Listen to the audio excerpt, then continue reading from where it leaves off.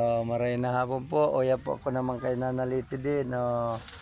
Dadarhan ko po si Nanaliti yung dikit na masisinga-singa. Ini po Nanaliti ay tinamaan ni Kagawad do sa barangay.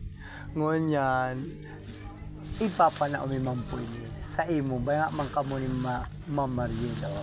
Para mas tawang ko man si Nanaliti ng dikit na maski mga para paano maitaw-tao.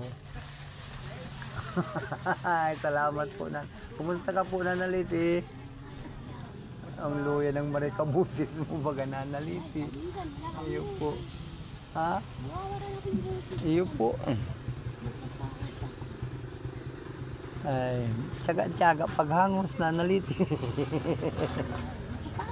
Maski para paano po, tatawan-tawan ta maski ba dikit-dikit maski anong mga kuyang tamayo pa sa tuyang may po kitang sponsor na nagkukuyang pang matabang sa tuya. Ano po?